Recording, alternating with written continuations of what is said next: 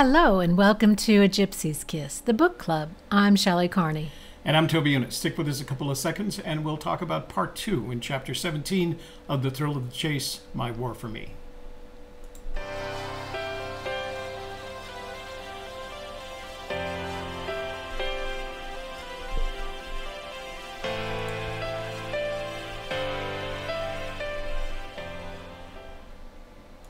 We are streaming. We are, and notifications have gone out, and we want to get started with housekeeping. First, let's say thank you to our moderators, Jimmy Fast, Joel Lewicki, Jason Eunice, and Brian Eagle. We had Joel Lewicki and Jason Eunice on our panel last evening. I think Jimmy Fast must be on vacation. We haven't seen him in a few days. But that's okay. He deserves a break.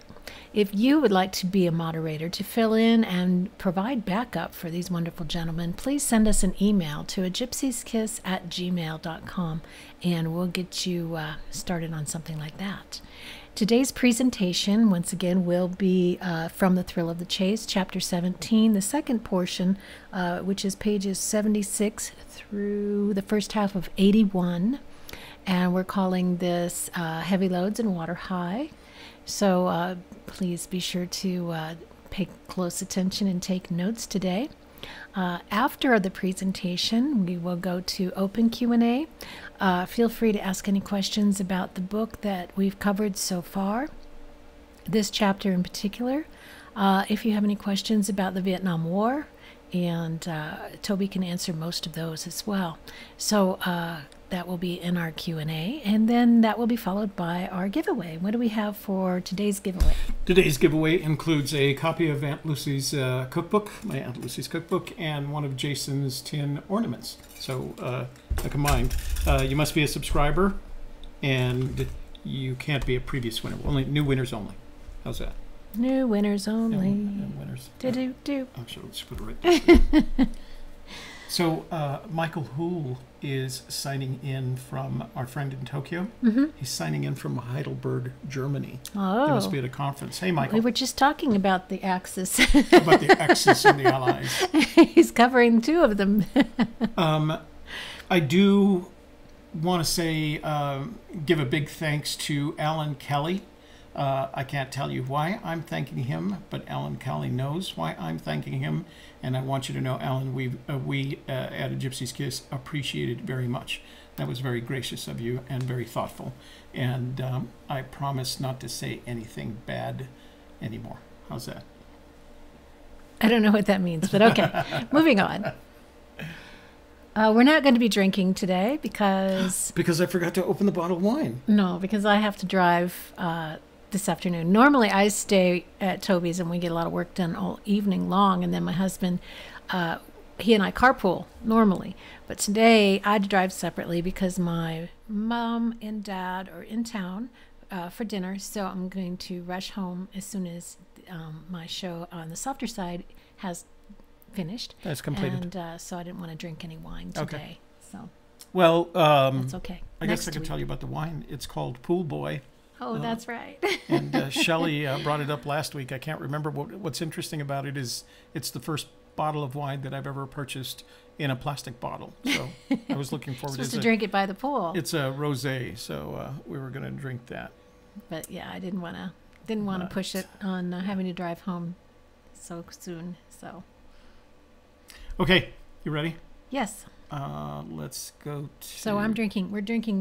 He's drinking water. I'm drinking iced tea today. Let's go on to the next one. All right. Today's Forrest Fenn Memoirs Book Club, The Thrill of the Chase, Chapter 17, My War for Me, Part 2 of 7. And again, that's pages 76 through 81. But for those of you who were interested, you may have seen... Let me go back to the full screen for this. Oh, okay. So you may have seen that I had my book signed on Saturday by Forrest Fenn, and of course he drew a little drawing, a little fun drawing in my book, and he said, "This is you running towards the treasure." There we go. That's me. Doop, doop, doop. There I am. running towards the treasure. Boop. So we're gonna scan an image of that, and I'll post it to our blog at gypsykiss.com later. So if you want to download that and share in the chasing the treasure experience. So, and you can see all that activity on the video that we shot while we were at the Collected Works, where he tells her that this is you chasing the treasure, which I thought was really cute. Okay, you ready to rock and roll here? Let's do it.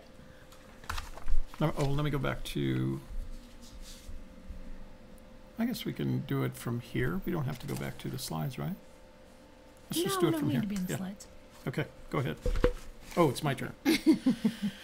Okay, the Thrill of the Chase by Forrest Fenn, Chapter 17, Bravo, My War for Me, Part 2. Well, that's why I said Bravo, because it's B. Oh, okay. 17B, Part B. Pages You call it 76. Part 2, I say it's B. Pages 76 through 81. Page 76, paragraph 1. When the Vietnam War came along, I found myself a fighter pilot major in the Air Force. All the frailties of humankind had manifested themselves in that beautiful place and that terrible situation. Fenn opens his story, The Vietnam War, with his rank and position, something people were bound to be curious about. Then he continues on to summarize the event before delving into specifics through additional stories. I thought that turn of phrase was quite poetic. I mean, I like to point out when he inserts phrases that are, feel literary and poetic to me, and that all the frailties of humankind had manifested themselves in that beautiful place and that terrible situation. I felt it was one of those. Vietnam stirred mixed emotions in almost everyone who was ever there. Any American who was there, I'm sure the people who were born and raised there felt the same way, probably felt even worse about the war, but that peninsula had been at war by that time for on and off for 3,000 years and had been at war, the communists against the non-communists, since the end of World War II. So it wasn't a happy place to be, and it was a struggle, but the Vietnamese people, to me, were, although a little bit cynical, they were a happy people. And to the extent that war can become part of someone's life and you accept it, and I think that's what they did. They accepted that this was their reality, and they continued with life, and they celebrated life, and they went on picnics and the things that people do when they have to celebrate life and are not all consumed by the war. Our presence there, of course, didn't help because we kept expanding it. But it was an unusual place. One of my most vivid memories about Vietnam was, and I think I mentioned this last week, was as the plane landed at Bien Hoa, at Tan Son Nhut Air Base at Bien Hoa. As they opened the doors and as you walked to the door to go down the stairs, the first thing that you noticed was the density of the humidity in the air and the smell. The smell is very different, and I think it has to do with the decomposing foliage seemed to put a different smell into the air. So that is one of my more vivid memories. And I guess I should tell you that I was there for 2 years, and those 2 years were spent 90% preparing for whatever the next battle was, and then 10% in fear of your life fighting the next battle. But those 2 years have been reduced to, I don't know, 10 or so memories of mine that I think everybody does, and they are equally balanced between memories that are terrifying to recall and memories that are wonderful to recall. So maybe you'll hear some of those as we discuss this chapter further. Mm-hmm. Let's go on to page 76, paragraph 1. Lyndon Johnson had summed it up under the heading of Saving South Vietnam and all of Southeast Asia from Communist Aggression. I bought into that pretty good. Can I say something about that? Sure. So we had effectively been in Vietnam since the Truman administration, not physically there, but for any of you who know anything about the Pentagon Papers, the papers that Daniel Ellsberg made public, that's when we discovered, when those papers were released to the New York Times and the Washington Post, that's when we as Americans discovered that we had been participating in the fight against the Vietnamese communists since the Truman administration. The Truman administration had been funding the French to fight for us, as had the Eisenhower administration. By the time Kennedy got there, we had special operations troops in there. Kennedy was a big fan of special operations, especially the special forces, and started moving those troops in there, which expanded the war. And then after the Gulf of Tonkin incident, we landed the 8th Marines, the 9th Marines at Da Nang in 1968. And that expanded the war. Our biggest issue was the commander of operations in Vietnam was a general whose name was Westmoreland, and he simply wasn't a very good combat commander. He came from the old world of World War II and Korea, and his approach to fighting the war could be summarized in a phrase that we developed for him, and that was his idea of fighting a war was throwing bodies at the war and then counting the bodies afterwards. And if their bodies outnumbered our bodies, he considered that a win, without considering the fact that we lost over 58,000 Americans in that war, and countless more wounded. So it has a story with it, and I strongly recommend that if you want to completely understand the Vietnam War, there's a National Geographic series on it. I think it is a 10-part series. There's also a what's his name? The Ken Burns documentary on it that covers a lot of that territory. But it's part of our history, and it's important for a variety of reasons, because I think more than anything else, the Vietnam War was what caused America to become the America that it is today. It started there. And it also had a significant impact on the military as they realized that the wars of the future from that point forward were going to change. And I think that was most embodied in seeing General Schwarzkopf, who had fought in the Vietnam War, had been aware of its mistakes, was an obstinate man to begin with. And when he was ordered to go in to defend Kuwait in 1991, when he was ordered to defend Kuwait against the Iraqis after they'd invaded Kuwait, he decided he wasn't going to fight that kind of war, and he did it with a fully integrated force basis. He did it with great intelligence, although he complained that the intelligence still wasn't good enough. But he fought it completely differently from the war that he had fought in Vietnam, which was totally unintegrated forces and driven by this need to just kind of throw bodies at it. General Abrams was in command by the time I got there, and he is primarily known for losing the war. That's how people see him. But those of us on the ground knew that it was Abrams that was telling the politicians that that war was unwinnable, and that they should come to some sort of political solution rather than a military one. And he was criticized for that. He was criticized as being an officer, but he was the only one that could tell the truth, and it was recognized later in history, and that's why our main battle tank is called an Abrams battle tank and not a Westmoreland battle tank. So, sorry. That's all right. This is going to bring back a lot of stuff. That's good. That's good. I'm going to read this paragraph again because I think we lost track of what I was doing. Well, they're all connected, but it's fine. Okay. Page 76, paragraph 1. Lyndon Johnson had summed it up under the heading of Saving South Vietnam, and all of Southeast Asia from communist aggression.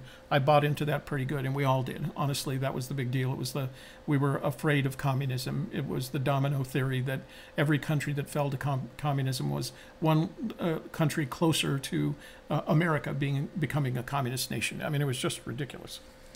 Page 76, paragraph 2. How unfortunate it is that the world leaders are constantly bringing war and death to those of us who are doomed to follow their dictates. And that is still true today. Page 76, paragraph 3. Although, in my opinion, the industrial complex has much more to do with whether or not we fight wars than does the military. Page 76, paragraph 3. Of course, they don't know why, and there will always be another again. Almost 2,500 years ago, Plato said that only the dead will know the end of war. Forrest didn't join the Air Force to fight in wars, although the propaganda helped make it more palatable. In the end, he mourns the loss of so many people and has become disillusioned by the perfidy of the leaders who sent so many to die for such a spurious cause. I can't think of anybody that I've ever met who was involved in the Vietnam War who doesn't feel the same way. Yeah, the Vietnam War, for whether you fought it or not, and honestly, I respect the people who decided not to fight as much as I do the people who decided to fight. You have to remember that a very small percentage, less than 10% of the people who were in Vietnam actually saw combat. So there were those that didn't necessarily have that experience, the experience of combat and what impact. There is no good combat experience. It is all bad experience. And you are left to your own psychology to resolve whatever issues you experience with that. There is no good way to kill another person. There is no good way to die in a battle. And so each individual is left. I had friends who never, to this day, have ever recovered from their Vietnam experience. It is still primary on their mind, and it is still what they wake up every morning with and go to bed every night with. Page 78, paragraph 1. Many professional soldiers who have been in the throes of life or death experiences may be forever branded by an incident, although it may have lasted only a minute or two. Continue on. I don't have anything to say other than I would like you to tell a story at this point. So, many professional soldiers who've been in the throes of life or death experiences may be forever branded by an incident, although it may have lasted only a minute or two. And, of course, there's the dreams and the night terrors, PTSD as we know it today, and the paranoia that goes along with that. So can you give us an example of an experience that lasted only a few minutes that branded you for life? I feel like I'm in my coaching session now. So it's funny. I've told this story. You've heard this story. Of course. So I was wounded twice while I was in Vietnam. One of them, and the first one, was, and I'll try to avoid all the detail, but I was assigned, I worked for the Army Security Agency, but what we did in Vietnam was against the Geneva Convention, so we were known as Radio Research Unit.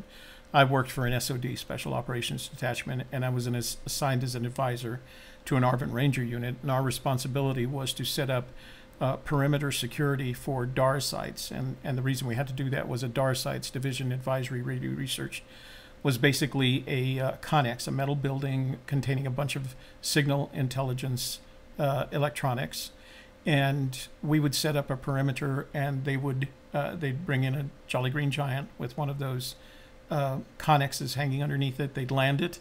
A Huey would come in, and three Diddy Boppers, radio intercept operators would get into the connex. They'd switch everything on. They'd stay there for 3 days, and our job was to provide perimeter security. Well, in this one situation, we were on a mission to provide security, my ARVN Ranger unit and I, and we were going through a village that we had been told by intelligence had been cleared, and what it had been cleared was the regular population. And so I was about halfway through the formation. I was about the middle of the formation. We were going through in a single line, and as I passed one of the hooches, a young Vietnamese communist, probably 15 or 16 years old, jumped out of the hooch, and he pointed his AK-47 at me, and he pulled the trigger. and it was aimed at my chest. And he and I both heard the firing pin hit the round, and the round didn't fire. The primer was bad or something was bad, but when a firing pin hits a round, it makes a very distinct sound. It makes a pinging sound, loud pinging sound. The round didn't go off. We both stood there for just a second because we both expected that I was going to be dead. And the next thing he did was he lunged at me, and the bayonet on the front of a Chinese-made AK-47 is shaped. It's a conical shape. It's like a smooth icicle, for lack of a better way to describe it. And he lunged at me, but he lunged because of the way he was standing. When he lunged, and the bayonet was coming towards my neck, and I leaned over like that to get it out of the way, and it went through my shoulder and up into my collarbone, the bones that are up here, and got stuck there. Now, you have to remember all this happened in a split second. And I raised my M16 and flipped off the safety and just pulled the trigger and kind of just fired a burst into him. And it knocked him backwards. And he released his weapon, but it was still stuck in my shoulder. And the weight of it, like the pain from the weight of it, just brought me down to my knees. So when my troops got to me, I was on my knees with the AK-47 sticking out of my shoulder, and in kind of a tripod shape, and of course going into shock at that point. So that moment where I had them take that particular round out of the AK-47, and I wore it on a chain around my neck for years afterwards. But that moment was what changed my life, in the same way that drill sergeant who told me that that command sergeant major that told me he took every crappy job. That moment changed my life and made me realize how valuable my life was, and that I would go on with the rest of my life as best that I could. And I think everyone has one of those experiences. And the interesting thing is, it didn't drive my life. It changed it, and it made it better without driving it. It's not, if Jason were here, he'll tell you he's probably heard that story a couple of times. Shelley, I know, has heard it before this. But it was life-changing, and everybody who is in combat, whether in the air or on the ground, has one of those life-changing moments. And you can either it can be a better life-changing moment or a worse one. For me, it was a better one. Shelley talked about the night terrors. One of the differences for me was that I volunteered. I volunteered to get into the service. I volunteered to go to Vietnam. I volunteered for the training that I got before I went there. So I was there by choice, not because I was drafted and sent there with a minimum amount of training, as were some of the draftees. And so my perspective was slightly different. And then I had all these, what I believed were positive experiences, including having survived a couple of potential places that I shouldn't have survived. This was one of them. And I left Vietnam, and after Vietnam, I had bad dreams, nightmares for about a year afterwards. And then as I got back into my life, because now I had a spouse and 2 children, and they needed to be focused on, and I was starting to imagine the rest of my career, and so it just went away. And I've gone on with my life ever since without ever making Vietnam, the reason for it, one way or the other, either positively or negatively. And I feel like a lot of the people that I know have done that as well, and I feel like Forrest Fenn has done that, to whatever reconciliation he had to make for whatever he did. While he was there, he's reconciled, and he grew from it, and maybe it changed him a little, but it looks like it changed him for better, because he focused on the important things, like his family and his career and the things that you need to in order to move on. So I think that comment, the life or death experience, may forever be branded by an incident. You are. Yeah, it is true, but the branding can either have a positive outcome or a negative outcome, and that's a choice you make. You can tell them about the scar? I don't think you can see it in this light, can you? Well, I don't know. I have a beautiful scar that goes from right here too. right And then, there. of course, you spent how much time in the hospital after that? I was in the hospital, so that was the interesting thing. I didn't want to leave country because I was afraid. Here's how gung-ho I was about this stuff. I was afraid that if I left country, if I went either to Okinawa or one of the other big American hospitals in the area, that I wouldn't get back. So I got to Bentui. I was helicoptered to Bentui, which was the biggest air base in the area outside a city, the biggest city in the Delta called Kanto along the Mekong River. And they were getting ready to ship me out. They patched me up but didn't fix me up, and they were getting ready to ship me out. And I told them I didn't want to go because I was afraid if I went, I wouldn't come back. And that's when I met Jason's mother. Jason's mother was in that hospital at Bentui, and she didn't particularly like me. I was, who would have guessed, arrogant, egotistical, smart ass, Gung-ho. Gung-ho. So I went there, and I convinced them to let me stay there. And as soon as I recovered, I was back in the fight, basically. So, okay, page 78, paragraph 2. So it is with me now, as I sit here past midnight, alone with only myself to know. I remember how it was at Tuy Hoa on the South China Sea in South Vietnam. Everyone was nervous on their first mission into dangerous air, and I was no exception. But this was somehow different. I had flown 326 combat missions and had been shot down once already. This mission was scheduled to be my last because my year was almost up. The Freedom plane was to take me home in just 4 days on the 24th of December, 1968. So I asked Toby to tell another story because he's let me know about soldiers who are near the end of their time in the war zone in the country. They could become very superstitious, and I thought that was an important thing to talk about here because Fenn had mentioned that this mission was scheduled to be my last because my year was almost up. He was supposed to go home in 4 days. So I would like him to give you an idea of what that does to a person who's in that war zone. So, again, there were some decisions that I made. The normal tour in Vietnam was 12 months, and I extended twice. You don't extend for 12 months at a time. You would extend for 6 months at a time. And I actually tried to extend a third time, but everybody knew by that time it was winding down, so they weren't letting us stay. They were downsizing the force there. But one of the things that you were very aware of was that you were going to be there for 12 months, 365 days.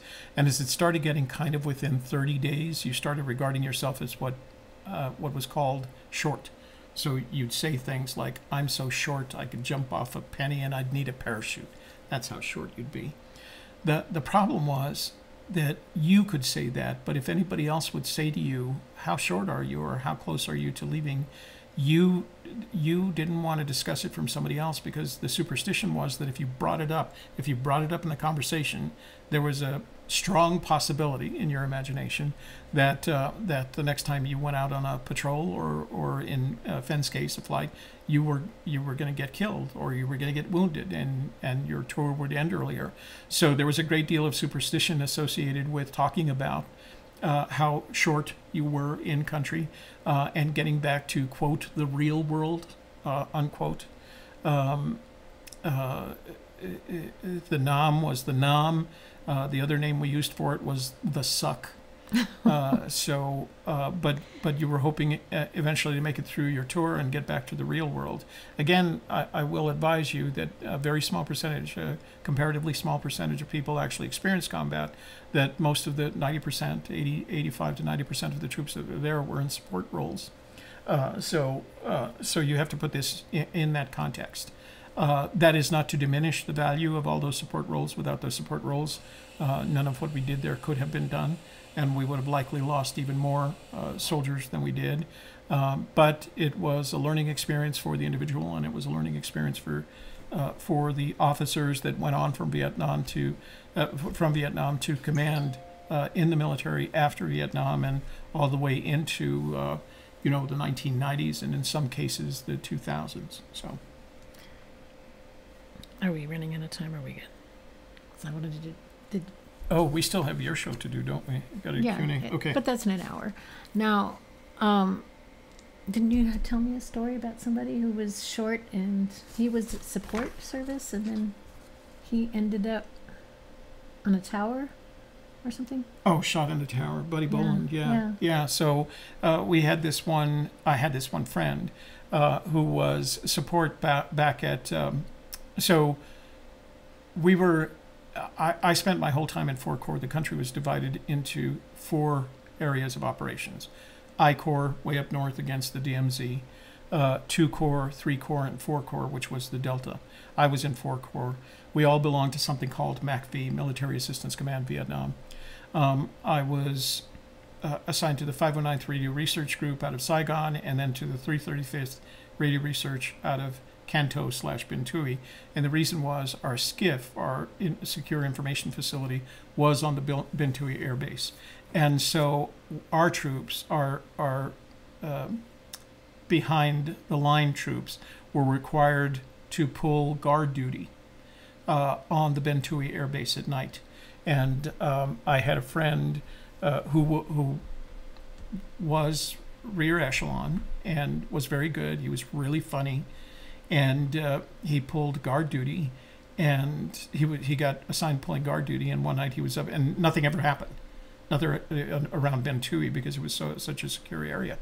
And one night he was killed in the guard tower. He was standing up in the guard tower, just doing nothing, just because it was boring up there for the 8 hours that you were up there. And he was shot through the heart. And it was later discovered he was shot by someone who wasn't even a Vietnamese communist. He was a pig farmer.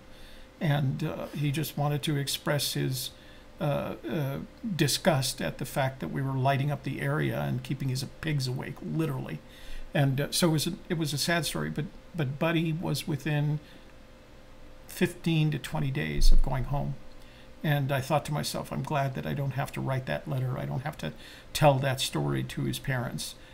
Because they would have, he probably told them he was behind the lines, he was in a secure facility, he was on an air base, and the likelihood of that happening would have been slim to none. Yet it did. And there's no logic to it. There was no, the one thing that I noticed, if you were the kind of individual that believed they weren't going to make it through their tour in Vietnam, it was very likely, for whatever reason, you were not going to make it through your tour in Vietnam.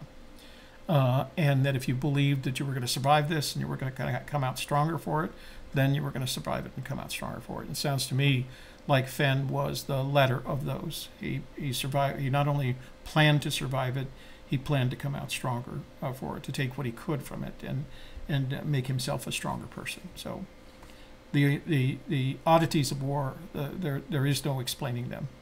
There is literally no explaining how things happen in war. Where am I? Lost track. At the bottom. Page 78, paragraph 3. The F-100 Misty forward air controllers flying out of Phuket, South Vietnam, were just as brave, and the Hanoi Hilton was full of them. So I didn't know what the Hanoi Hilton was, so I looked it up. And it was a prison used by the North Vietnamese Army to house, torture, and interrogate captured servicemen, mostly American pilots, shot down during bombing raids. So that would have to be on any pilot's mind anytime he was flying in a mission, that that place was filling up, and with men who were, if they survived being shot down, they were then injured and sent to this place to be further tortured and interrogated. So that was probably not fun to think about. It wasn't, and the likelihood, so if you were flying a mission in a fighter aircraft, as was Fenn, there were a couple of ways you could get shot down. One was over the south, where they had effectively smaller weapons, 50 calibers, sometimes a 20 millimeter cannon, but relatively small, in comparison to flying over the north, where the north, once you cross the DMZ, was protected by surface-to-air missiles with what at the time was smart technology enough to follow an aircraft. They'd fly into your afterburners, basically. But that's why the likelihood of you being shot down over Vietnam was greater. You would then eject. You'd go down in a parachute like John McCain. You'd break some bones. but then you'd be captured, put into the Hanoi Hilton, and tortured the remainder of your time there. And that you would suffer as a result of that. And I think that had to be on every one of these pilots' minds in the hopes that they were going to get back. And that Fenn probably, I don't know for sure, I would say that had I been Fenn and had I been shot down over the areas that he was shot down in, I would have considered myself fortunate not to have been shot down, but to have been shot down there, giving me a chance to survive. Because if I had been shot down over the north, I had a much lower chance of surviving. If not death, I had a much lower chance of surviving capture. So, they each have their own stories.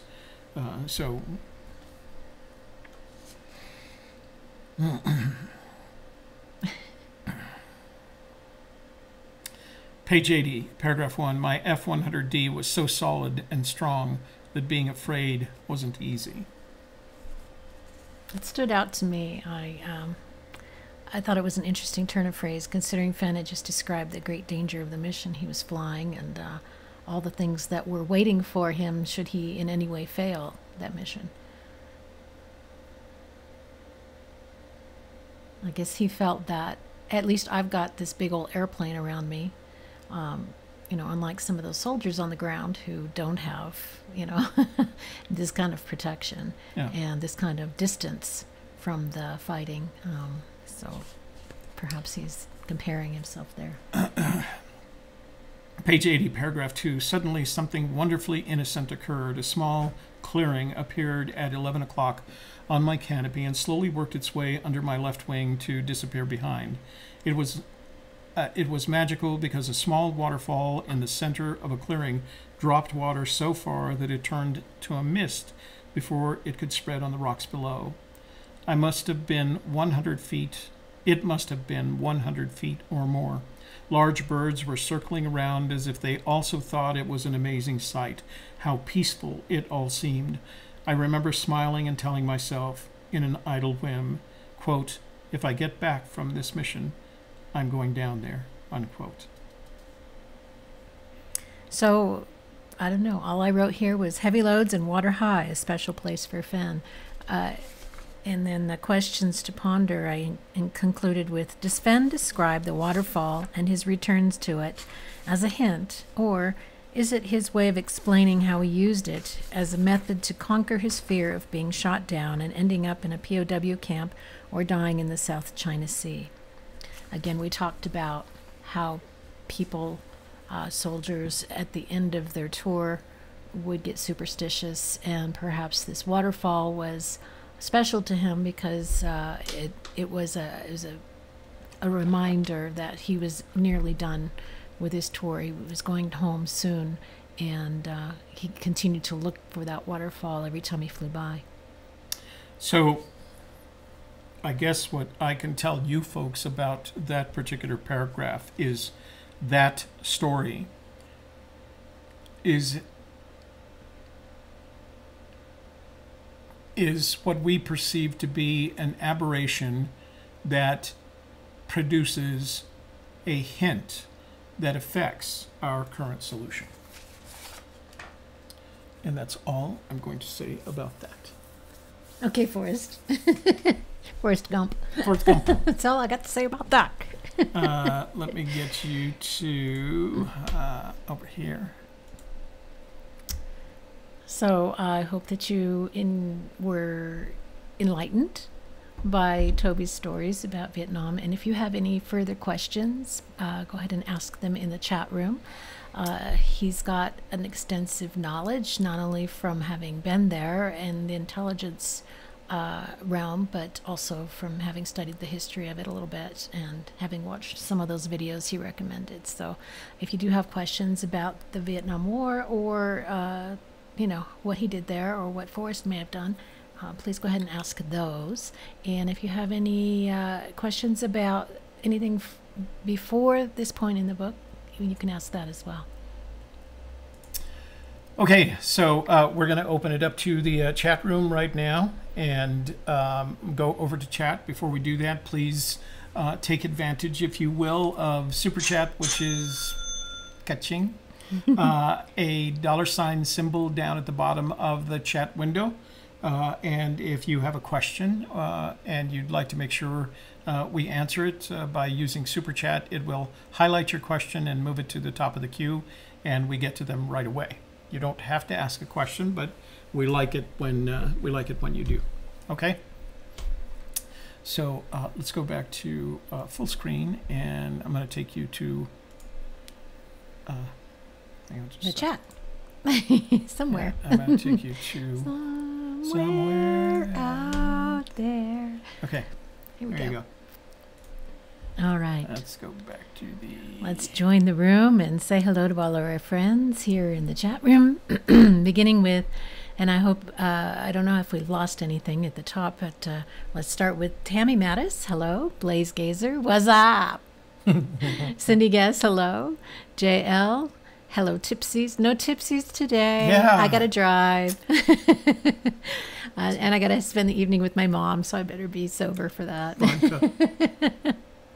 Eric Schmidt's here. Brent from Texas, Austin, Texas. Very good. The Straight Mustard. Hello. Watching from the Durango Public Library. 416 fire is burning again up here. That's too bad. Hopefully we'll get some rain really soon. Michael from Heidelberg. From Heidelberg, Germany.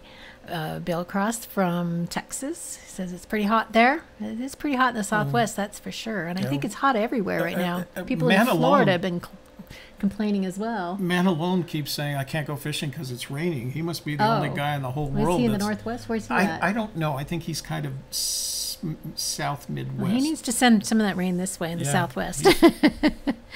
Denise Bagley's here. The sisters are in the house. Cindy Guess. And T.I. Mattis. Deborah Jensen from Nolans. Lori James. Spring fire burning by La Vita Pass. Highway 160. When I was young. Thank you, ladies, for providing that information. When I was young, my father, I suppose I told you that my father and his brothers owned several car dealerships in New Mexico, but my father used to drive to the auctions in Denver, and he always took the that route on 160 through La Vita Pass. And we would stop at a town along the way that had a hamburger the size of the plate. And damn if he wouldn't stop there. And he and I and whoever was with us would share that hamburger and pie slices. My dad took me there when he used to live in Seattle. It was a place in Seattle. It was called Earthquake, the restaurant. With the big hamburger. Earthquake burger, yeah. It was as big as the paper plate. Yeah. Yeah. Dave Erickson, hello. Steve Smitherman from Alabama. Jeremy Milstead. Gage Cockerham, hello. And Gage just got back from his boots on the ground last night. He was in the chat room and let us know that he had just gotten back. Rick Plank is here from Cincinnati. Michael Cohen from Charlotte, North Carolina. Dr. Brown is in West Virginia. Could I go back? So Dr. Brown's been there for a couple of weeks. The Straight Mustard says, for those searching in northern New Mexico, all of Carson Forest areas are closed until further notice. Oh. I haven't seen that. That tends to go into the northern part of New Mexico. The Carson Forest is probably the biggest forest in the state, but it's in several sections. That actually affects us. Oh, really? Yeah. But I'm going to refer you, for those of you that need up-to-date information, go to nmfireinfo.com, and that'll have all the current and updated information on any fires in New Mexico and what impact it has had. Can I say a couple of other things? So the first thing I want to add to our conversation is I've put the link to the most recent article, the one that was written by Sheila Flynn in the Daily Mail, down in this box. And I do want to point out that Mysterious Writings published a new question, and maybe Eric, because Eric informed me of it, maybe Eric can tell you the exact verbiage, but it was something about the question that was asked about Fenn's gut feeling, and it was signed by Hopeful, which to me is very significant. But Fenn responded, my gut feeling is wavering, so I feel like that's interesting news. Anyway, perhaps Eric can post a link for us, because he let me know this morning. And Okay. Eric, if you need to have moderator duties in order to post things, we can take care of that for you. Oh, if you need to post links, is that what gives them Yeah. the ability? Well, here I can fix that right Yeah, now. let's just make Okay. Eric a moderator, and then he can post those links whenever we Let me do ask from him here. Yeah. for that extra So information. you don't, Eric. You don't actually. We're not actually going to expect you to perform moderators' duties. Unless But you want to. if you'd like to post links that you want to share with folks, this will enable you to do that, so that it doesn't hide it. ES is now a moderator on your channel. All right. Congratulations. Yay! Oh, let's give applause. Everybody. He's earned it with all that extra information Yeah, that it always yeah. provides for us. Illinois Ghost is here. Hey, Rick. Rick was with us last night on our panel. Great show last night. Matt is here. Jeremy Branson from Idaho. And I'm at the bottom. Okay. Scrolling down to Illinois Ghost. John Bobbitt's here. Hey, everybody. Boots on the ground to look at on Rex and I's YouTube page. Okay. Bill Kaiser's here from North Carolina. Wait, John Bobbitt, are you Rex Nye? I think he would have told us by now. He keeps pointing out this Rex Nye. I'm starting to wonder, John Maybe Bobbitt, it's his- maybe you're Maybe Rex it's a close friend Nye. or Yeah. relative or something. The Straight Mustard says, all combat veterans need understanding and recognition. When you see a disabled veteran plate, say thank you. Thank you. You're welcome. Toby's Thank got you for one your of those. support.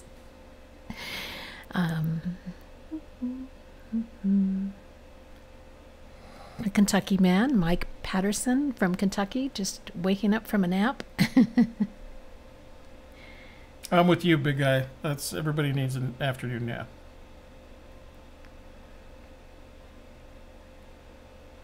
Just going to read through these real quickly.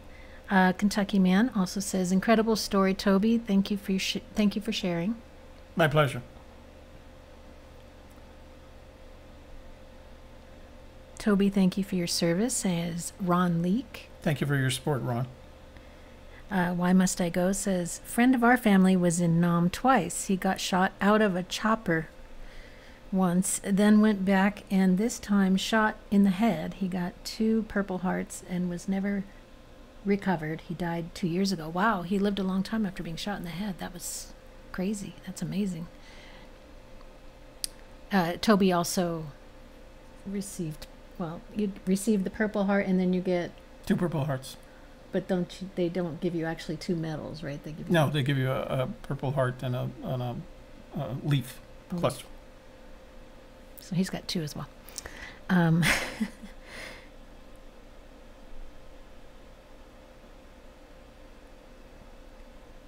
Short timer, Rick Plank, short timer. That's all he said. At the bottom again. Okay. Lots of chat for each other, which is great. Oh.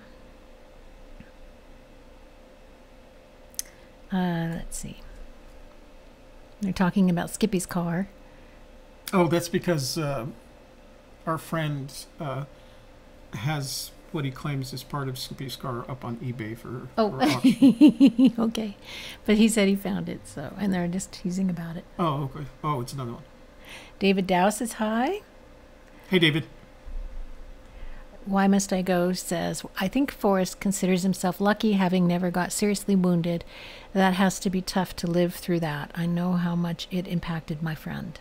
As I said, Troy, I have friends that were wounded, and physically, it is a physical change. You can't be wounded and not have some sort of physical aberration, some people more than others.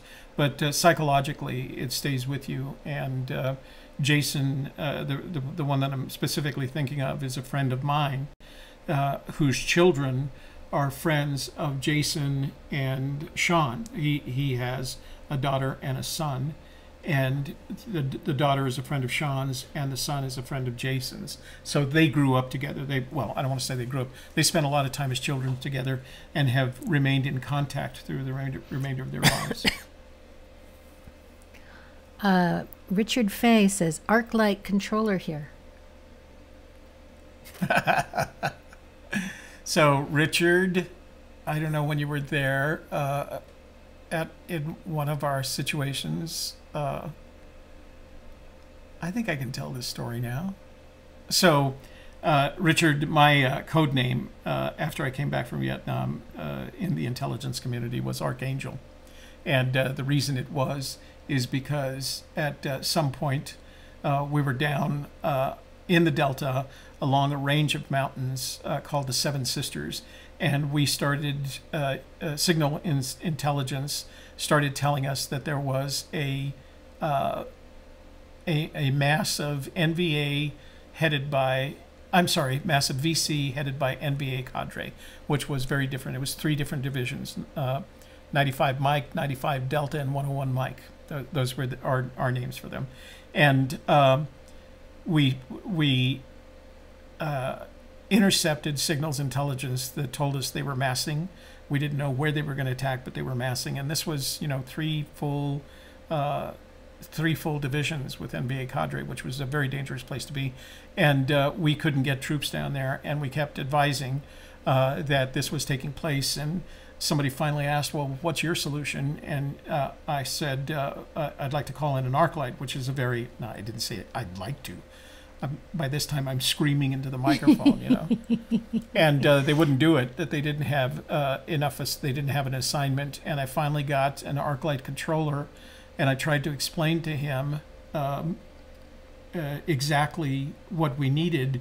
And he asked me for the coordinates and the center of the coordinates.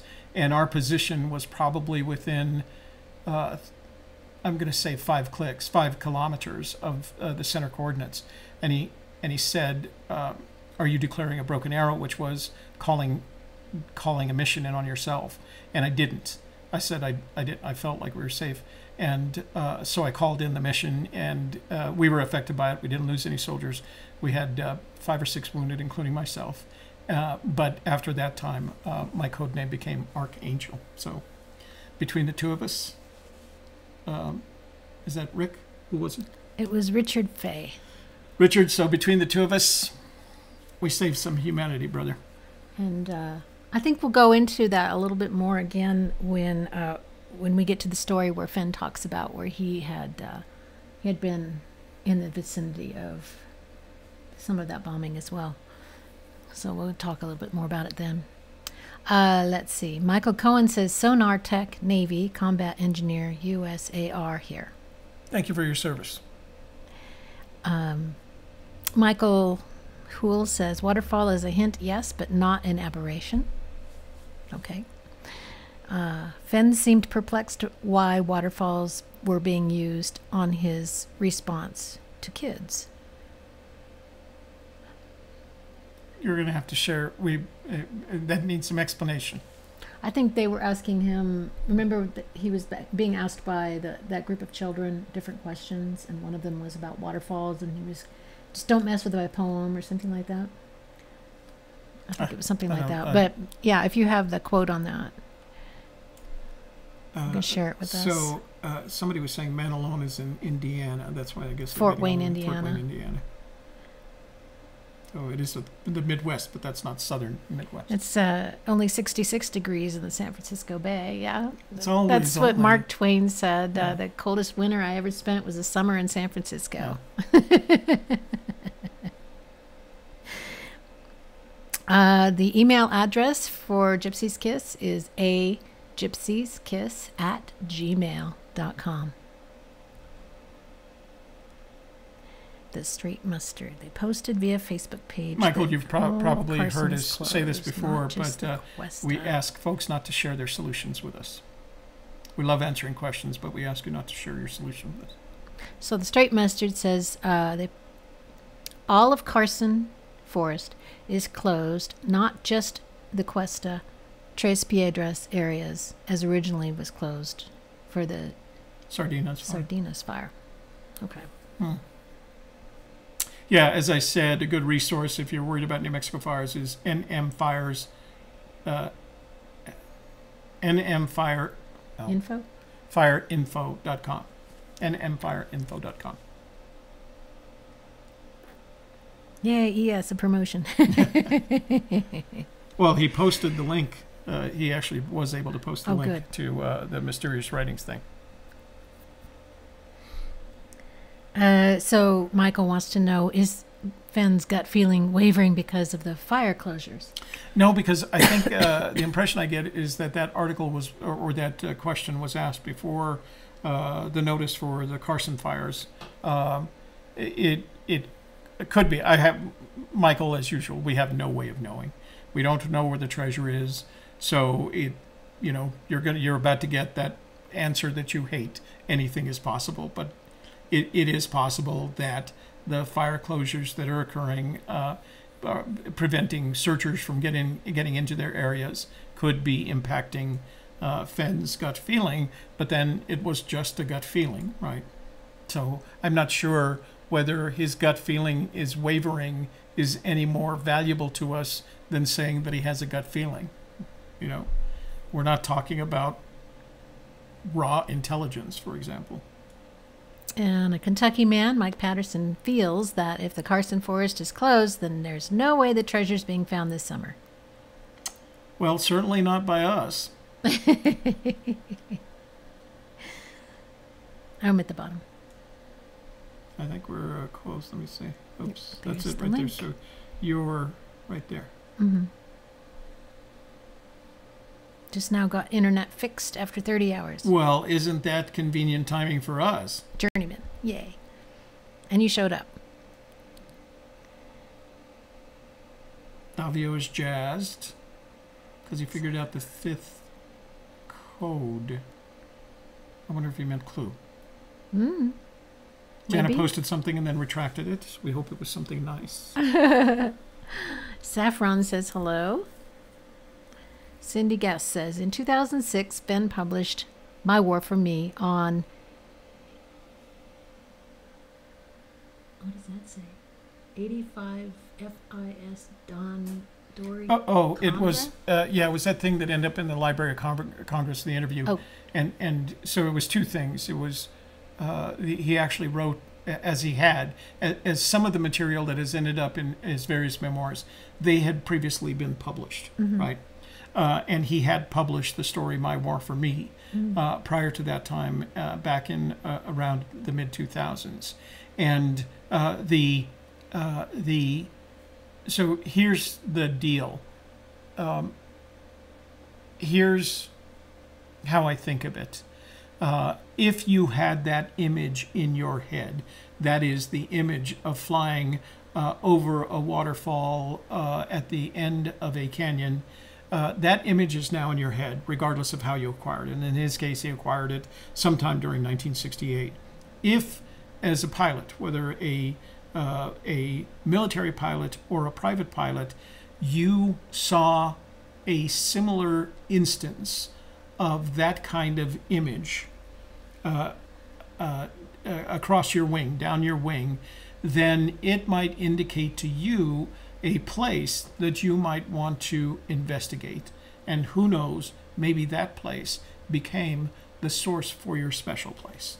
So I don't think it's relevant. I guess the best way to answer your question is, I don't think it's the time things are relevant, because once a memory is formed, that memory is formed, and it could occur. The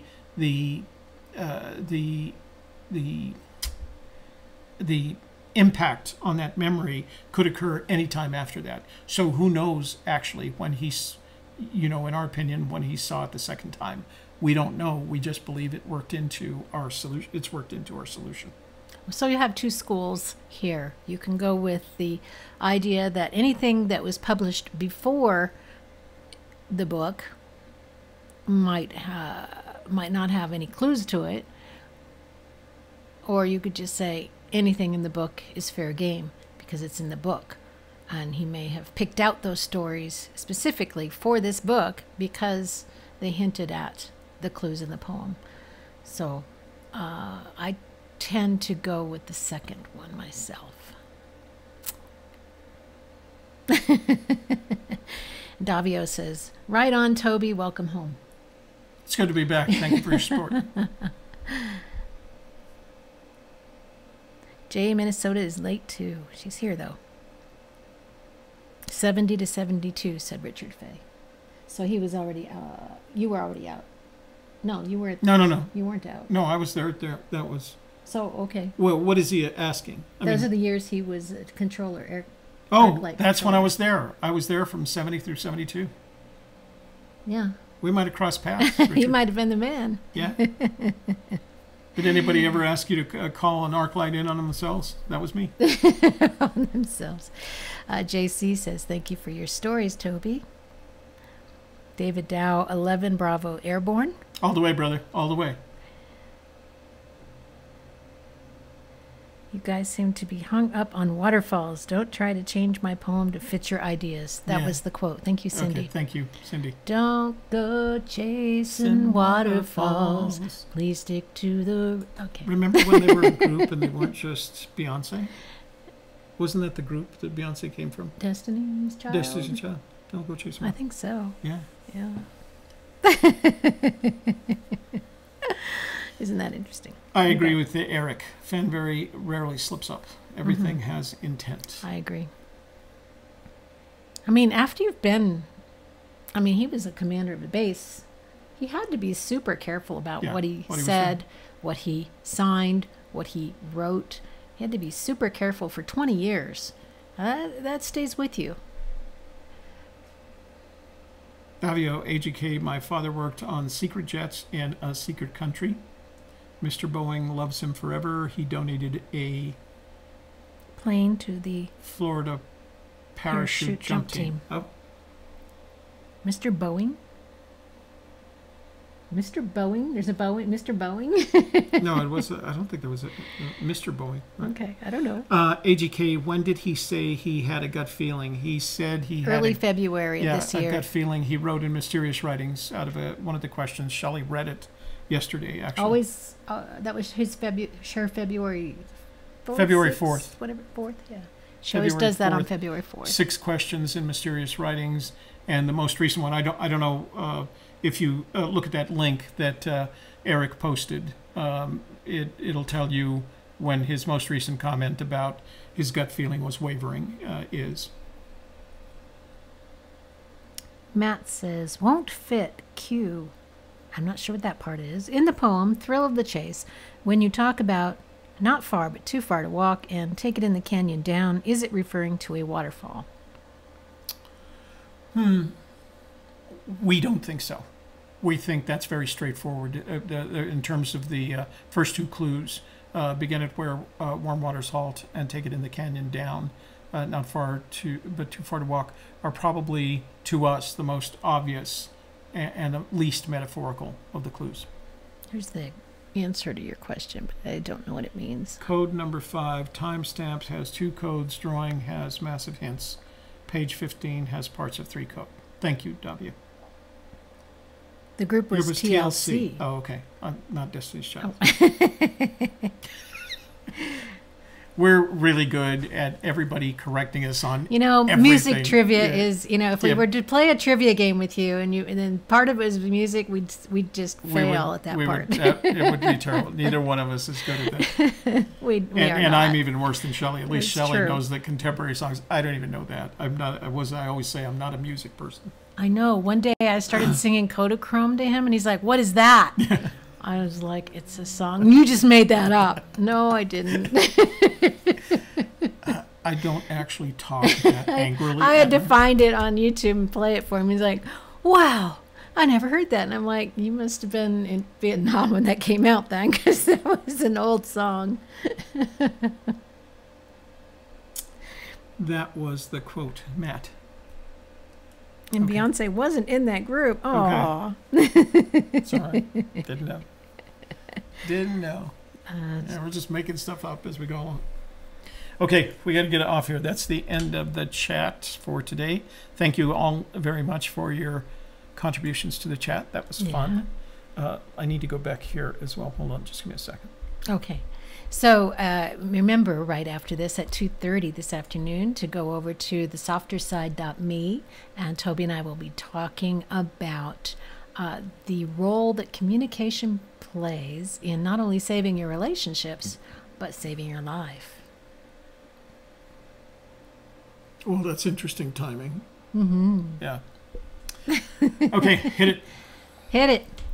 Be sure to like this video with a thumbs up, and then share it with your friends, family, social media contacts, your dog, your cat, anybody. Share with everybody. Sharing is caring. Yeah. And then make sure that you are subscribed and click on the bell to receive notifications whenever we go live or put out a new video. And for our subscribers, we have a special surprise. Okay, Giveaway time. Giveaway time. So what you're getting is a copy of Aunt Lucy's cookbooks. I did the pictures, photographs. So I will actually autograph it. Aunt Lucy can't autograph it because she is not with us anymore. And one of Jason's tin ornaments, handmade tin ornaments in the Spanish colonial Delgado style. Okay, so here we go. I'm going to give you, hang on. So here's what we're doing. So I need the answer to the question in the comments box below. I know comments behave crazily. Especially Tuesday they did. Especially Tuesday. YouTube was doing something weird because we couldn't find comments on anybody's video. Yeah, the comments on everybody's video disappeared for a while. So, but it has to be in the comments. Do not. I'm going to ignore emails. And in the case of that one person that sent it to my Google Voice, I am not going to pay attention. It's got to be in the comments box below. YouTube does a real good job of collecting them in the order that they were posted. So I trust YouTube. That's right. And if you're putting up links, they end up going into so if you're putting up a link like we did last week, what happens is when you put a link in there, YouTube holds it until I approve it. But it doesn't make any difference when I approve it. It posts it in the order of arrival, okay? So don't worry about it. It is as fair as we can possibly make it. So answer in the comments box below. There's a 6-hour time limit, meaning in 6 hours from the end of this show, the competition ends. New winners only.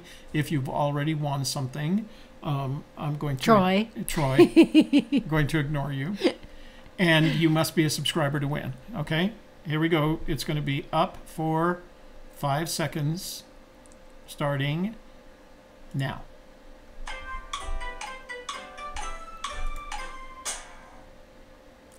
Okay. Okay. Okay. I didn't see that completely, but I'm wondering if, because there's a couple of different numbers out there. There's only one number. There's only one number out there. I've seen two. Uh-oh. Wow. Well, I've seen one, but I know it's not that one. So But don't give them any help. I don't know. Don't give them any help. Okay. It's math. Do the math. Do the math. Do your best on doing the math. Okay. It's a math test. Are we done?